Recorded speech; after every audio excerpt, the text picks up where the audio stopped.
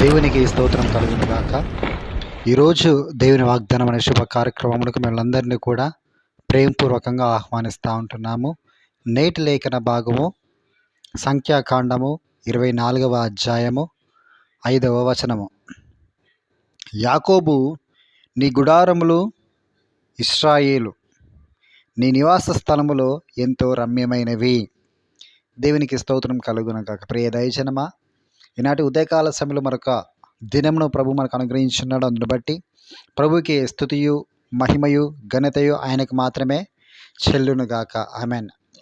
అయితే ఇక్కడ ఈ యొక్క అద్భుతమైన ఒక మాటలు తెలియజేసినది ఎవరంటే బిలాము ఇశ్రాయేలు ప్రజలను గూర్చి ఆత్మ పరవశుడై కన్నులు తెరిచిన వాడై సర్వశక్తిని దర్శనము పొందుకుని ఈ రీతిగా తన పలుకులు తలజేస్తూ ఉన్నాడు. ఆమెన్.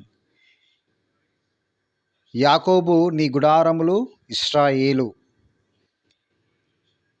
నీ నివాస స్థలములో ఎంతో రమ్యమైనవి అని. ఇశ్రాయేలు అన్న మాటకు అర్థము ఆశ్రయించబడిన వాడుగా మనకందరికీ తెలిసినటువంటి విషయము. దేవుని చేత పిలువబడిన మనము, దేవుని చేత రక్షించబడిన మనము మన నివాస స్థలములన్నీ కూడా ఆశీర్వదించబడినదిగా ఉంది. రెండవదిగా మన నివాస స్థలములన్నీ కూడా రమ్యమైనవిగా ఉన్నవి. ఎవరి దృష్టికి అంటే దేవుని దృష్టికి. ఆమెన్. దేవుని దృష్టికి ఉన్నది కాబట్టే ఇశ్రాయేలు ప్రజల నిమిత్తమై బిలాము ఈ రీతిగా ఆత్మవశుడై ఈ మాటలు తెలియజేస్తా ఉన్నాడు.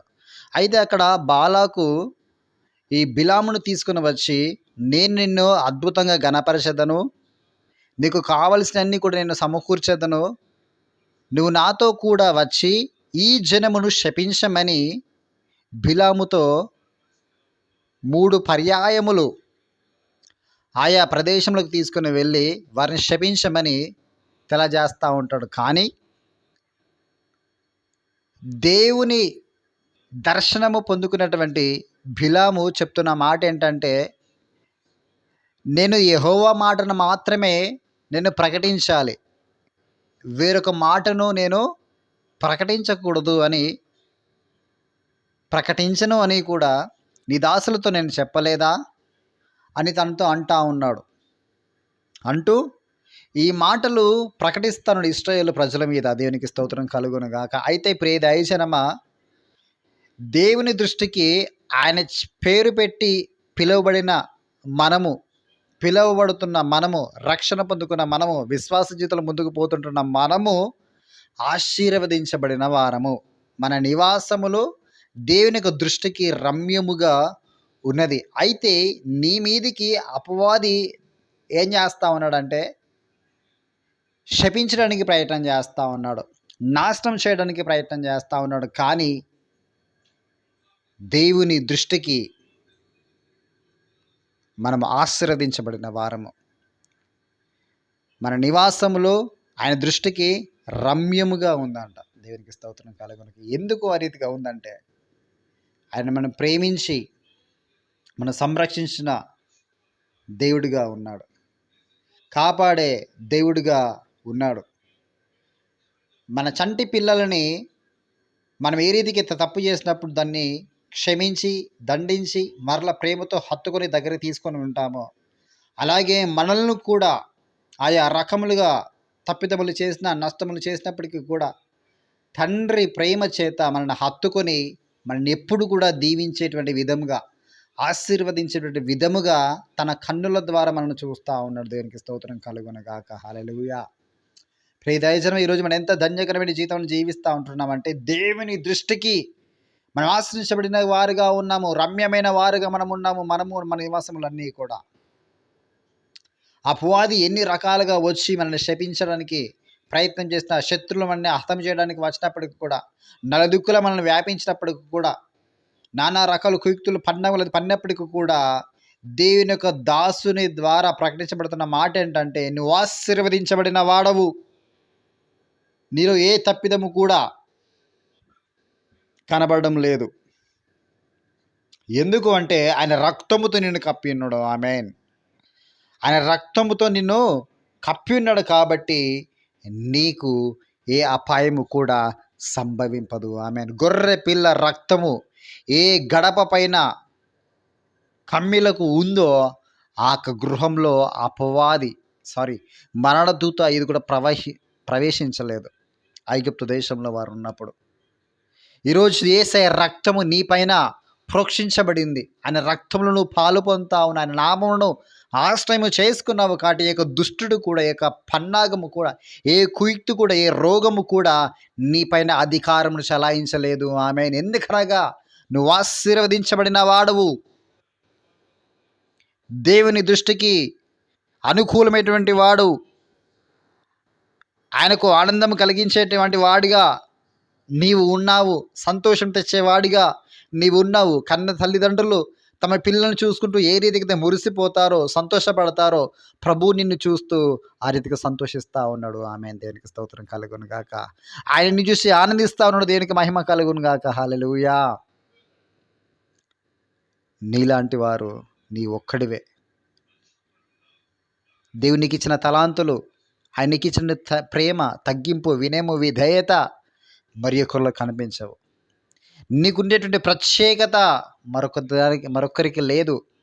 నీలో ఉండే ఒక స్పెషల్ టాలెంట్ని బట్టి, నీకున్న తలాంతులను బట్టి, నీ వినయం, నీ భక్తి జీవితాన్ని బట్టి, నువ్వు కలిగిన సామర్థ్యంని బట్టి ప్రభు ఎంతో ఆనందిస్తూ ఉన్నాడు, ఎంతో సంతోషిస్తూ ఉన్నాడు. దేనికి స్తోత్రం కలుగును గాక.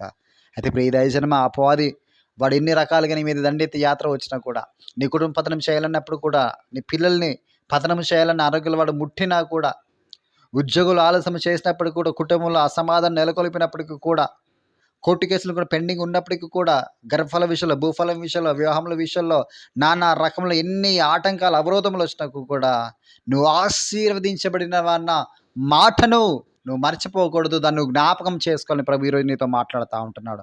నువ్వు ఆశీర్వదించబడిన వాడవు, బడిన వాడవు కాదు. ఒకవేళ అలాంటి అపోహ నీ జీవితంలో ఉన్నట్లయితే ఆ అపోహను తొలగించుకోమని ప్రభు నీతో మాట్లాడుతూ ఉన్నాడు.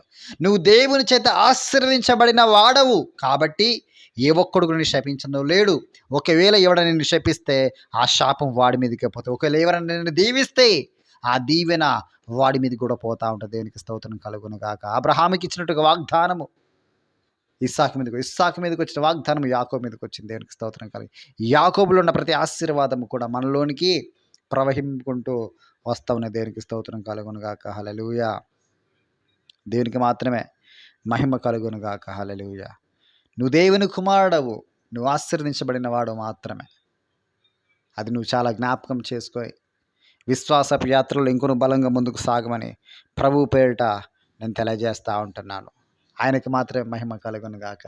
ప్రతిదైన మన నానా రకాలుగా మనం అనుకుంటూ ఉంటాము, నాకు ఈ శాపం వెంటాడుతూ ఉంది, నాకు ఈ నష్టము వెంటాడుతూ ఉంది, నాకు ఈ తెగులు వెంటాడుతుందని చెప్పి మనం అనుకుంటాము. కానీ మనలో ఏ చెడు కూడా ఆయనకు కనిపించలేదు అంట. మనలో ఏ దుశ్చారం కూడా ఆయనలోకి కనిపించలేదంట. దేనికి స్తోత్రం కలుగును గాక. హల్లెలూయా. ఎందుకంటే మనం ఆయన స్వరూపంలో ఉన్నాము, ఆయన పోలికలో మనం ఉన్నాము, ఆయన ఆత్మ కలిగి మనం జీవిస్తూ ఉన్నాము.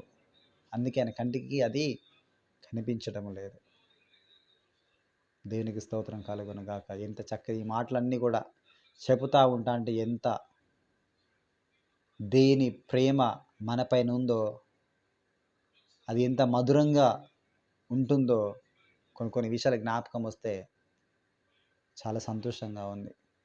ఇంత మంచి దేవుని కలిగి ఉన్నానా అన్న సంతోషం చాలా వేస్తూ ఉంది. ప్రియ దైవజనమా, ఈ రోజుల్లో మనం ఎన్ని కార్యం చేసినప్పటికీ కూడా మనలో దోషం వెతికేవారే ఉన్నారు, మనం పాయింట్అవుట్ చేసేవారే ఉన్నారు, మన క్రిటిసిజం చేసేవారే ఉన్నారు, ఎగతాళి చేసేవారే ఉన్నారు. కానీ మన తప్పిదమును కప్పివేసి మన నీతి కార్యములను చూచేవారు ఈ లోకాన ఏ ఒక్కరు కూడా లేరు.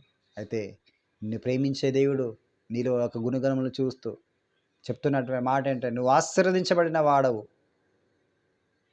నీ నివాసములు నాకు రమ్యంగా ఉన్నవి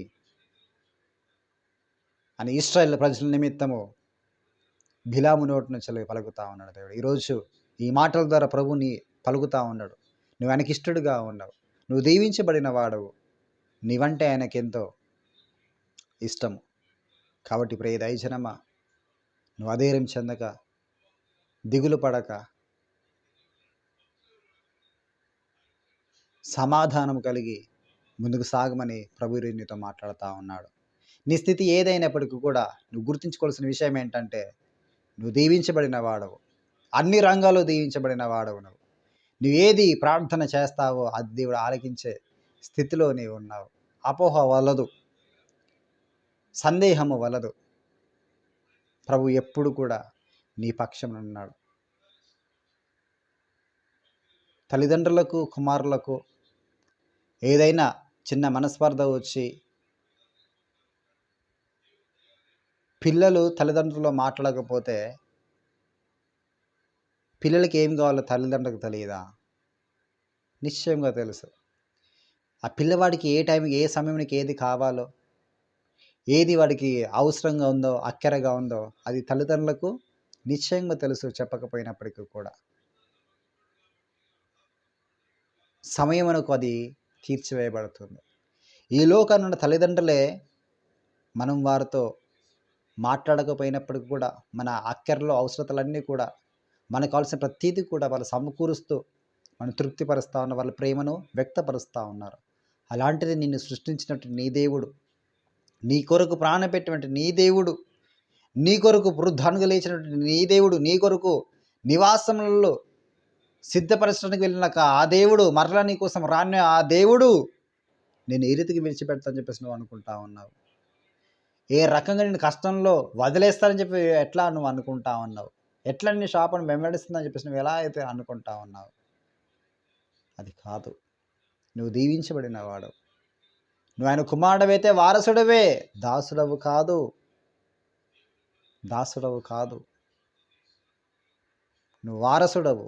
నువ్వు దీవించబడిన వాడు. సర్వ హక్కు, హోదా కలిగినటువంటి స్థితి కలిగిన వాడు. ప్రభు ఈరోజు నీతో అదే మాట్లాడుతూ ఉన్నాడు. నా ప్రియ కుమారి, ప్రియ కుమారుడా, నువ్వు ధైర్యంగా ఉండవు. నువ్వు దీవించబడిన వాడు, అన్ని కోణాల్లో దీవించబడిన వాడు. తగిన కాలమందు ప్రతీది కూడా నీకు సమకూర్చబడుతుంది. ఆరోగ్యం విషయమే కావచ్చు, అప్పుల ఊబిలోంచి విడిపించబడ్డమే కావచ్చు, కోర్టు కేసులే కావచ్చు, గర్భఫలం, భూఫలము, వివాహం విషయంలోనే కావచ్చు, ఉద్యోగం విషయంలోనే కావచ్చు, కుటుంబ పరిస్థితులు ఏ రీతిగా ఉన్నాయో, అప్ అండ్ డౌన్స్ ఉన్నాయో అవన్నిటువంటి విషయంలో, వ్యాపారం అభివృద్ధి చెందేటువంటి విషయంలో, శత్రువుల నుంచి విడిపించబడేటువంటి విషయంలో, కన్నబిడ్డలకు మంచి ఉన్నత స్థితికి వచ్చేటువంటి విషయంలో, దీర్ఘకాలిక రోగముల విషయంలో, ప్రియ దైవజనమా, వ్యాధులు, మందులు లేనటువంటి దానిలోంచి నివారణ కలుగుటకు ప్రతి దానికి కూడా దేవుడు సమయం సిద్ధపరిచి ఉన్నాడు. ఆయన మహిమకు ఏ సమయంలో వస్తుందో ఆ సమయంలో నీ ఎడల అద్భుతం జరిగించడానికి సిద్ధంగా ఉన్నాడు. అయితే నువ్వు మాత్రం ఒకటి జ్ఞాపకం చేసుకోవాలి, నువ్వు శపించబడిన వాడవు కాదు. ఎవరో నిన్ను శపిస్తే ఆ శాపం నీ పైన వర్ధిల్లదు, అది వర్ధిల్లదు. ఎందుకనగా నువ్వు దేవుని చేత ఆశ్రయించబడిన వాడవు. కనుక ప్రియ దైవజనమా, ఈ మాటల చేత ధైర్యం తెచ్చుకొని మన ప్రార్థనలో మనం ముందుకు సాగుతాము. దేవునికి స్తోత్రం కలుగును గాక. హల్లెలూయా. స్తోత్రం, స్తుతి ప్రభువా, పరిశుద్ధుడానికి వందములు తండ్రి. అవునయ్యా, నిశ్చయంగా ఈరోజు కూడా మీరు మాతో మాట్లాడారయ్యా, నీకే వందములు తండ్రి. మనుషులుగా ప్రభువా మేము నానా రకాలుగా ఆలోచిస్తాము, కానీ ప్రభువా దైవంగా తండ్రి ఈరోజు మీరు మాతో మాట్లాడారు ప్రభువా. మేము ఆశీర్వించబడిన వారము అని ప్రభు. అవునయ్యా, ఈ లేఖనం ద్వారా ప్రభు నమ్ముతున్నారు ప్రభు. నిశ్చయంగా బ్లెస్డ్ పర్సన్స్ ప్రభు. ఆపత్కాలంలో మొరపెడితే ఉత్తరించే దేవుడుగా ఉన్నావు ప్రభు. నిజంగా ప్రభు మాకు ఏదైతే కావాలో ప్రభు దాన్ని చూస్తూ తండ్రి వెతుకుతూ నా ప్రభు మేము ప్రార్థన చేస్తూ ముందుకు సాగుతున్నప్పుడు అతను అసాధారణమైన కార్యములు ప్రభు నిశ్చయంగా మా ఇళ్ళ మీరు జరిగిస్తూ ఉన్నారు తండ్రి. నీకే వందములయ్యా. ఎక్కడో కాదు ప్రభువా, నా జీవితంలో జరిగించారు ప్రభు. నీకు వందం తల చేస్తుంటారు. భయంకరమైన కష్టకాలంలో ప్రభువా, ఎటువంటి తండ్రి వనన్పిలేని పరిస్థితుల్లో ప్రభువా నాకు కావాల్సిన సహాయం నువ్వు అందించావు ప్రభు. నీకు వందం తల చేస్తుంటాం ప్రభువా. నీలాంటి దేవుడిని కలిగి ఉన్నానంటే అది నా అదృష్టం ప్రభువా. నేను ధన్యుడండి ప్రభు, నువ్వు నాకు దేవుడిగా ఉండడం. అందుని బట్టి వందనం తలా చేస్తుంటా ప్రభు. అవునయ్యా, నిన్న పరిస్థితి ఏ ఒక్కరు తెలియలే కానీ ప్రభు, నా పరిస్థితి తెలిసిన దేవుడు నీవు నా తండ్రి. నాకు కావాల్సిన తండ్రి సహాయం నువ్వు అందించా ప్రభు. నీకే వందనం తలా చేస్తుంటా. అదే రీతిగా నా ప్రభు నీ ప్రియుల కుటుంబాలలో కూడా నా తండ్రి, వారి వ్యక్తిగత జీవితాల్లో కూడా నా తండ్రి, వారికి ఏది అక్కరగా ఉందో, అవసరతగా ఉందో నా ప్రభ, నీ మహిమ గల కార్యం ప్రభ నా ఎడల జరిగించినట్లుగా నా తండ్రి, నీ ప్రజల ఎదుట జరిగించవలసిందిగా ప్రార్థన చేసిన ప్రభు, నీకు వందములు. నాతో వాగ్దానం చేస్తా ప్రభు, ఏ జనము ఎదుట నువ్వు నిలబెడతావో, ఎక్కడ కూడా ఎన్నడూ కూడా జరిగిన అద్భుతమైన కార్యం నేను నీ జనులతో జరిగించదనని ప్రభువా నాకు వాగ్దానం చేస్తావు ప్రభు, నీకు వందములుగా. ఆ వాగ్దాన ప్రకారం ప్రార్థన చేస్తుంటున్నా ప్రభు, నీకు వందములుగా. నీ బిడ్డలతో ఏ విషయంలో తను ప్రార్థన చేస్తాను ప్రభు, ప్రతి ప్రార్థన విజ్ఞాపన మీరు ఆలకించండి, వారి ఇట్లా గొప్ప కార్యం జరిగించండి. క్యాన్సర్ కణముల చేత బాధపడుతున్న కుటుంబాన్ని మీరు బాగు చేయండి, స్వస్థపరచండి ప్రభు. మేము నమ్ముతున్నా ప్రభు, విశ్వసిస్తున్నా ప్రభు, ఈ అసాధారణమైన కారణం చేటుకు శక్తివంతులున్నా ప్రభు. ఇచ్చిన వాగ్దానం బట్టి ప్రభు పైన విశ్వాసం వచ్చి మేము ప్రార్థన చేసించు ప్రభు, నీకు వందములుగా. ఆత్మగల కార్యం జరిగించిన అతని కంప్లీట్ డెలివరెన్స్ ప్రభు రావాలి, నిన్ను గణపష్టకు సహాయం తెచ్చింది ప్రభు, నీకు వందములుగా. గ్యాస్ ట్రబుల్ చేత బాధపడుతూ కుమారు మీరు జ్ఞాపకం చేసుకుని విడిపించండి, స్వస్థతలో నడిపించండి ప్రభు. ఆ సాక్ష్యం కూడా నాతో మీ బిడ్డకు సహాయం తెచ్చేసి మహిమని మీరే పొందుకోవాలని ఆర్పిస్తా ప్రభు, వందములుగా. ఈ వాగ్దానం ఇంత వింటున్న ప్రభు, వింటున్న ప్రతి ఒక్కరి జీవితాలు కూడా నాతని ఈ అద్భుతంలో జరిగించబడాలి ప్రభు. వారి జీవితంలో ఏదైతే అసాధారణంగా ఉందో నా ప్రభు, కష్టంగా ఉందో నా తండ్రి, సాధ్యంగా లేని పరిస్థితులు ఏదైతే ఉందో నా ప్రభు, ప్రతిదీ కూడా సాధ్యంగా మార్చివేయబడాలి ప్రభు. ఆర్థికంగా, ఆరోగ్యంగా నా ప్రభు, మానసికంగా, కుటుంబికంగా నా తండ్రి, ఉద్యోగుల పరంగా నా తండ్రి, వివాహాల పరంగా తండ్రి, గర్భఫలంలో పరంగా నా తండ్రి, ఇదిగో ప్రభు అప్పుల పరంగా నా తండ్రి, పంట పొలాల విషయంలో నా ప్రభు, నాట్లు వేసేటువంటి విషయంలో నా ప్రభు, ప్రతి విషయంలో కూడా అద్భుతం జరిగించవలసిందిగా ప్రార్థన చేసేటప్పుడు అందరూ తన చెడు వ్యసనముల చేత నా ప్రభు, తంబాకు చేత ఎవరైతే తన్ని బానిసతలకు తన్ని వింటున్నారు అప్పుడు తను దాని నుంచి విడిపించవలసిందిగా ప్రార్థిస్తుంటారు. తను ఆ మత్తు, ఆ దుష్ట శక్తి నుంచి విడిపించవలసిందిగా ప్రార్థన చేయడు. బంధకాలను వారిని విడిపించే దేవుడు ప్రభు, నీకు వందములుగా. ఈ యొక్క సహోదరులు అయితే ప్రభు తన్ని యొక్క తంబాకునకు తను లోబడి నా తండ్రి, వారి జీవితంలో నా తండ్రి పాడు చేసుకుంటున్నారు నా తండ్రి, దానికి బానిసలైపోయారు నా ప్రభు. తండ్రి ఆ బానిసమైన జీవితంలోంచి వీళ్ళు విడిపించండి, బాగు చేయండి, స్వస్థతలో నడిపించండి ప్రభు. నీ బలమైన కార్యం జరిగించి ప్రభు తన కంప్లీట్ రక్షణలో తను వారిని నడిపించండి అయ్యా. విశ్వాసాలు బలపరిచి మీరే మహిమ పొందుకోవాలని ఆరోపిస్తే ప్రభువా.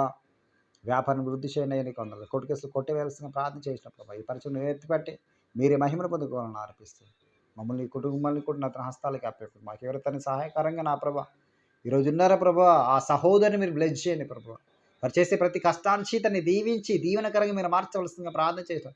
మరి ఏది ఆశించిన ప్రభు తండ్రి అటు ఆఫ్ని మీరు పంపించుతున్నారు నా ప్రభు తండ్రి, వారిని గొప్పగా మీరు బ్లెస్ చేసి మీరే మహిమను పొందుకోవాలని ఆరోపిస్తూ సర్వశక్తుడైనటువంటి యేసు దివ్యమైన నామములో ప్రార్థన చేస్తూ అడిగి వేడుకుంటున్నాము పరమ తండ్రి, ఆమేన్. God bless you. దేవులందరినీ కూడా ధారాళంగా దీవించి ఆశీర్వదించునుగాక.